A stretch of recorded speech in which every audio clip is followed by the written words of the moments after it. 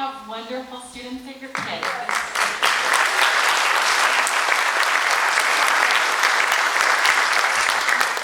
Before I introduce our last speaker, I want to first of all thank my colleague Josh Hancock, who put the video together.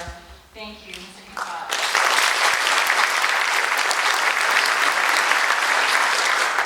Josh is a lot of fun, and he's always very generous with the we. And so I'm grateful. We've been doing this together for a long time, and it's a wonderful opportunity. I'd also like to thank our districts, the Los Gatos, Saratoga, and the Campbell Union High School districts, and our administrators for their support of the program.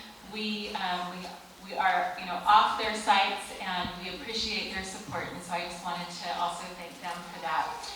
I want to tell you just a little bit about my son as I introduce our last speaker tonight. Manny, will you please make your way up? Manny Menendez.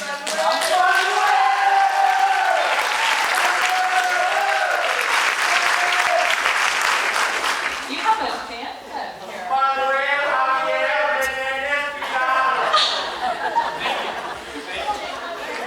With an F? Right? That's my card. All right. So a few weeks ago, I was talking to my son. My son is 26. He graduated from middle college quite a few years ago. And he said, "Mom, you made one mistake raising us." I thought, oh, geez. What is the one mistake? And he said, "You didn't have us take Latin, Greek, and philosophy." Manny would agree, right? Yep. And so I want to tell you a little bit about Manny. He is a passionate young man. He likes learning. He likes to think. He likes to just come in and visit. And he's a wise, sweet soul. And I always enjoy the time that I have to spend with Manny in the classroom, and then sometimes he'll stay after and visit. This semester, Manny started the West Valley College Philosophy Club.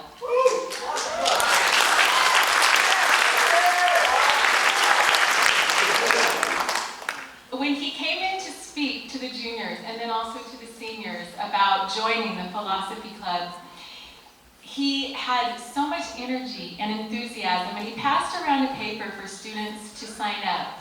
And I thought, philosophy. Okay, let's see.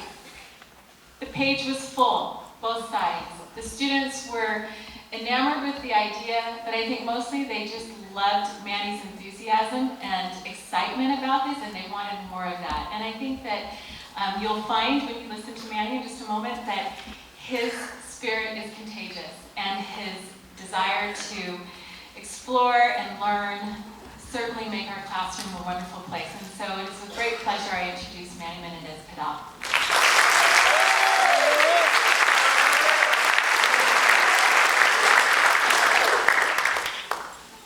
Thank you, Ms. Blaine. I don't know how I can top all that praise, but I think I'd like to start by saying, yes, the favorite middle college memory that I wrote here in the program for the senior celebration. I wrote that my favorite middle college memory was when I became aware that philosophy lies at the heart of what it means to be a human being. So let's start with that question there. What does it mean to be a human being? I think that's such a profound and interesting question, but yet most people would be like, that's absurd. Who thinks that, who talks about things like that? Who thinks about, what it means to be a human being? That doesn't warrant really any discussion, that's just some nonsense, maybe some people might say. But I think when people start to think about it, it is really a mysterious question. It really gets to the heart of what it means to be, a person, and I think that's what philosophy does in general. I think it starts to make you question what it means to be an individual, and what it means to be you. Like, who am I? Who are you? These questions that are so sound so simple, yet really are so complex, I think. They just get down to it. And I don't have the time to discuss, what it actually means to be a human being. With the short time I have, I don't even know where I would begin to start to answer that question.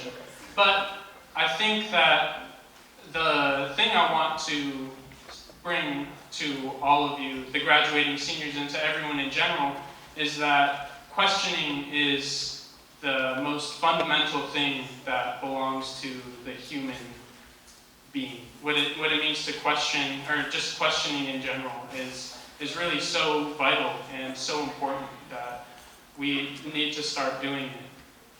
But I think when faced with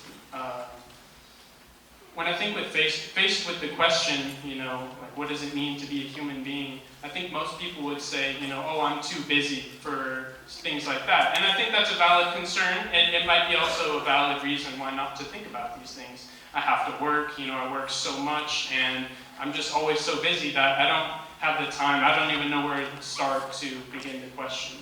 But I think the way to approach that response would be, why do you work so much? Why do people in the United States work so much? And I can't answer that question in its entirety, but I think it goes all the way back to the Mayflower, when the Puritans started to come over. The Puritans were a separatist group from the Church of England, and they were pretty much exiled, and they had nowhere to go, and so they wanted to go to America, the Promised Land, the New World, where they could, or not the Promised Land, but the New World, where they could find all their opportunities again. And an interesting thing is how they got there was because they were loaned pretty much money and a ship to get there, and they had to pay it back at a certain time. They had to pay it back with interest, with loans, something that was a pretty new idea, but now it's a normal thing. But it was a new idea back then, and so they came to the New World and they had to work their butts off. They just had to work all the time, and pretty much that set the siege for the foundations of the United States. If you want to succeed, if you want to do well, then you have to work a lot. What it means for success, what it means to have a good life, pretty much. It means that you have to work. You have to work 40 hours a week. But I think that it warrants some discussion, and I think it warrants some questioning, just like the many things that occur in our lives and the many things that we face in our lives. They all deserve some questioning, and I think we all need to begin by starting to question, at least everything, but specifically when it comes to my example, why do I have to work so much? And is that really the way it has to go? What are there any improvements, or is that reality? People might say, well, get real, that's reality. But what makes people think that? Like, what makes it so? And I think right there is just a really important place for everyone to start to realize that, questioning is I think the most fundamental thing. And I hope that everyone here, as students graduating, going on to college where it gets more rigorous, they'll start to question things. Because I think with education, you want to learn, with the desired outcome, usually to go study economics or something, or business or whatever it may be. But I think people should start to question, everyone should, and I've said that many times, obviously. But I think it can all start by just taking one simple philosophy class, starting to pick up a book by some of the main philosophers, and for some of you that are staying at West Valley, to join a philosophy club. Thank you.